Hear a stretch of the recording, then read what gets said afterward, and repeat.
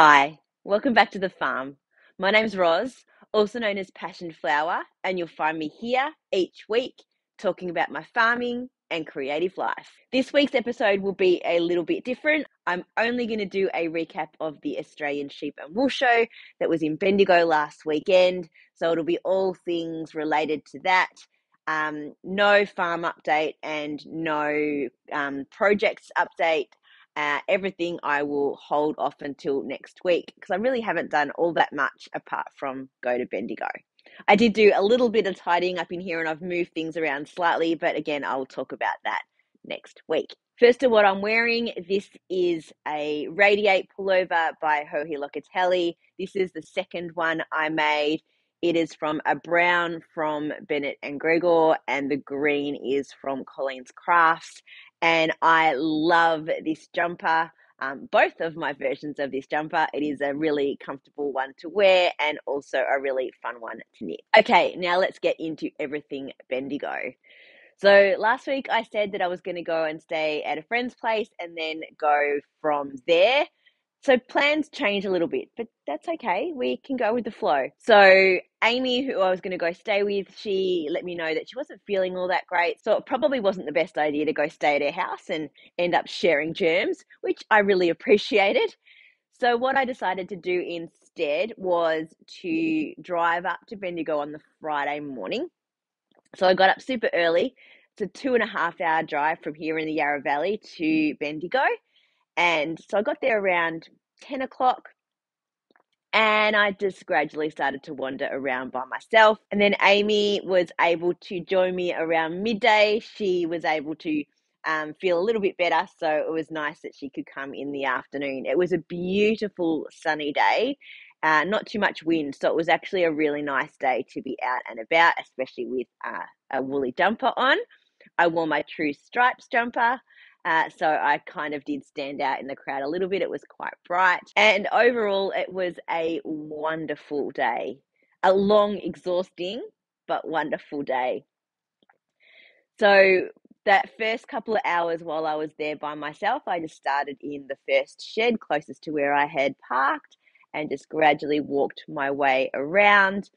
I visited Liz from the Crystal Cat Stitchery. She had a little bit of my yarn on her stall. And I had said that I would pop in and check to see how she was going. So I grabbed her a coffee, said hello, and then later in the day I went back and gave her a quick little break as well. So just thought that that was a good thing to be able to help her out. It was so wonderful to see so many familiar faces, lots of the stall holders that I know and love.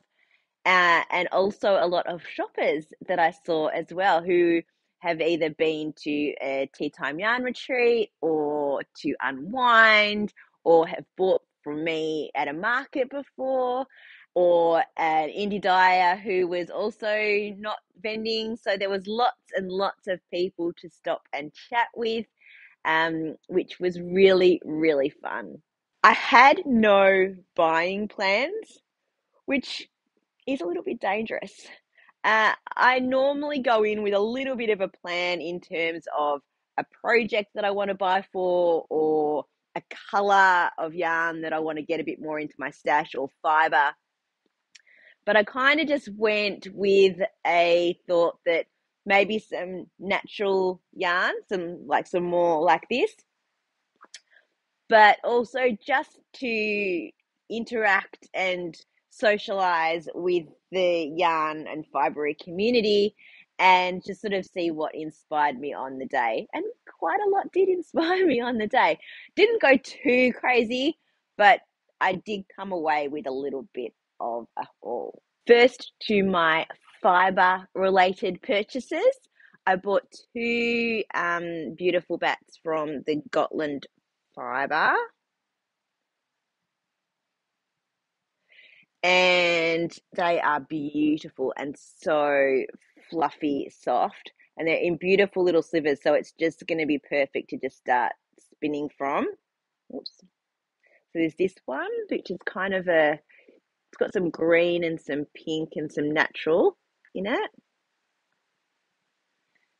and down here and this sort of greeny, grey, yellow one as well. Really, really pretty. So that was part of my fibre purchase. The other part of my fibre purchase was a set of combs from Petlin. So they are mini combs. It also comes with a stand, so you can clamp the comb in this way and either comb or then diz it off. So I got the clamps, the stand, the two mini combs, and a diz.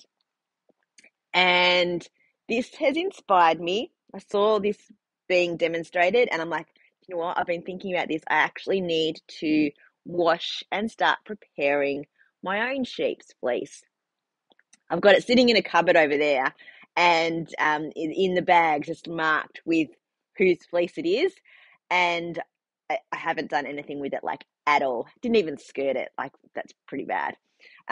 Next time they get shorn, I will be skirting straight away, because what I found is it was hard to, once you put it in the bag, to sort of figure out what was what, and it had all sort of fallen together. So I bought these with the intention of being able to prepare my own fleece.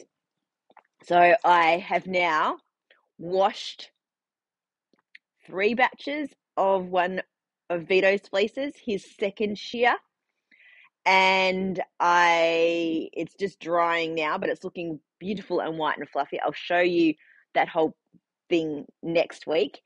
But I have started to comb a little bit, and got a little bit of it here. Where is it? And this is how it's come out. Oops. No, that's not the nice bit. I've got a little bit. So this is what I've done so far. Clearly, it's not that professional, and it's got a lot of way to go. I think this had a little bit too much lanolin in it, so I've done a bit more washing of the fibre for the second time I'm going to try. So that's what I'm going to do with the combs, and hopefully I can get some really beautiful fluff that I can spin. What else did I get? Non-yarn related. I got a Knitting Nancy from the Bendigo wood turners. I've got all these little scraps of yarn that come from the process of dyeing that are tied on for the yarn so it doesn't get all tangled up. And so I thought that it might be a good idea to make some I-cord with that. Knitting I-cord can be quite a nuisance. Thought this might be an easier way to do it. And then I can find some uses for the I-cord. I know I could have made one out of a spool and some nails, but I wanted to support the wood turners. What I do need to do, it's a little bit rough on the inside, so I think I need to get a dowel and some really fine sandpaper and just give it a little scrub around on the inside, and then it will be great to use. The outside's beautiful and smooth, but the inside is a little bit rough. So I got that. The other non-fibery thing that I got was a leaf stitch marker from Mavis Handmade. I'd seen these on Instagram. You can't really see it, hang on. And I just think these are really pretty. So I got one of those. Now into the yarn. As I said, I didn't go in with a plan for projects, but what I ended up with was at least three jumpers worth of yarn. I sort of was thinking, if I'm going to buy stuff, it's not going to be single skeins. It's going to be things that I could do projects with. So that's what I did. I went to Fairfield Fins. And I got this colour and this colour. And I'm thinking that I will put them into a 2-colour project, but I don't want to do stripes. So I've got to try and, well, not horizontal stripes, because I've done a few jumpers with horizontal stripes. So I want to do something that's a 2-colour project. So I'm looking at the moment, maybe an EXP by Sana & Co., but I'm doing another 1x1 sort of rib project at the moment. So if I am going to do that, I probably won't cast that on for quite a while. So I'm looking for some inspiration at the moment for a 2-color non-horizontal stripe project. If you've got any ideas, please let me know. Now, the reason that I chose this yarn and this color is that it is Fin, which I've never used before. It is a 4-ply. There's 648 meters in this big ball. So for me, with the 2 colors, I should be able to get a jumper. It is naturally dyed and it is using logwood. And this is dyed with logwood and this is dyed with logwood. So I thought that was really fascinating, and I thought that that would make a really interesting project to put both of the logwood colors together to create something. So that was purchase number 1 yarn-wise. I was also looking for natural colored yarn, so I went to Karoa fibers, really upside down, like that. This is 100% wool. It is 410 grams. I'm just going to try and get it so you can see it properly. And it's a really lovely light brown with sort of specks of white. I really think it'll make a really pretty jumper. I then picked up 2 skeins from Colleen's Crafts. I love Colleen, and I will always find something in her shop that I really enjoy. So I got 2 skeins of this, which is her hand spun Corriedale in a soft grey. In my stash, I also have some dark green from her, which is also the same fiber and the same spinning. So I am thinking about combining the dark green that I have with this soft grey and the brown to do a colourwork jumper. I'm on the lookout for a pattern for that, but that will be my starting off point for what I will do with this yarn.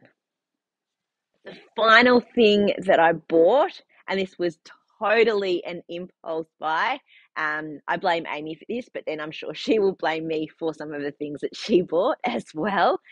So I had in the morning gone through all of the market vendors, and I'd stopped by and said hi to Tess from Fluff and Nonsense, who I've talked about here on the video before. So in the afternoon, we stopped by again just to check in and see how she was going. And I turned around and I saw this rack of beautiful yarn, and I was like, oh, that's really pretty. And I was like, yeah, you've got to get it. So, okay, so I got it. It is, there's burning.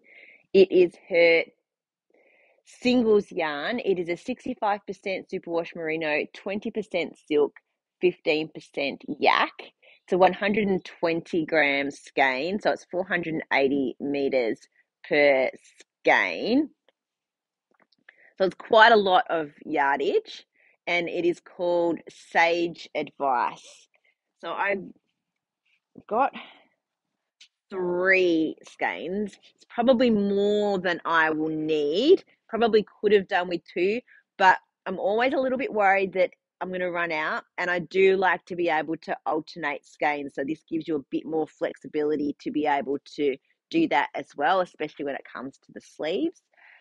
So yeah, I'm thinking something that is quite delicate because this is a single yarn and it's going to be quite drapey with the yak and the silk.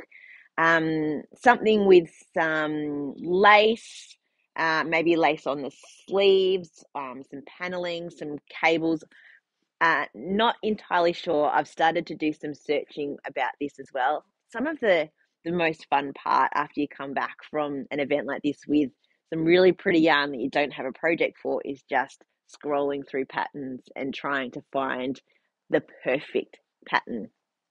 So I now am on the lookout for the perfect pattern to go with this yarn as well. That's pretty accurate there. It's really pretty. I kind of went with quite a muted palette. not the brights. There were a lot of brights there this year. Lots of dyers are doing the speckles and are doing lots of neon. That's not my aesthetic for what I would normally wear. And it's also not my aesthetic for what I dye. You see what I normally dye, and I'm a bit more of a pastel muted kind of color person. I've got a few brights, but they're not neon for sure. So I went with very much a more natural, muted color palette, and I think it suits me. Like I wear a lot of blue, a lot of gray, a lot of green and brown. So I think it's to suit what I'll actually wear. These are the colors that I gravitate to and that I want to create projects out of. So after walking around all the wool sheds a couple of times and speaking to lots and lots of people, Amy and I sat down in the afternoon and enjoyed a glass of wine in the sun.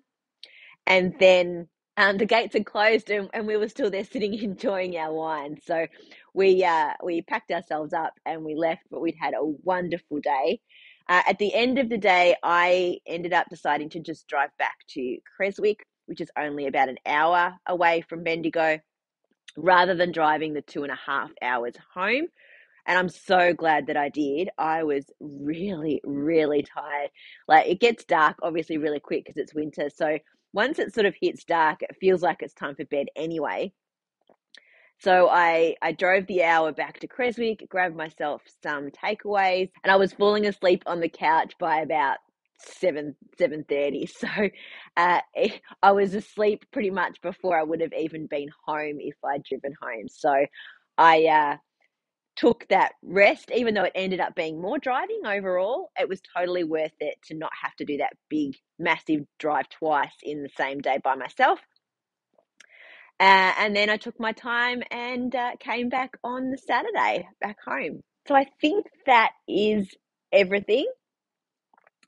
As I said, I had a really wonderful time and enjoy going as a non-vendor. Although I did have a little bit of FOMO, I felt like maybe I should be considering doing it, but I do know how much work it is. And just going to shop for one day, I was absolutely exhausted. So the thought of selling for 3 days is a tad overwhelming, but I'm going to percolate on that and think if maybe there's a way that I can do it in the future.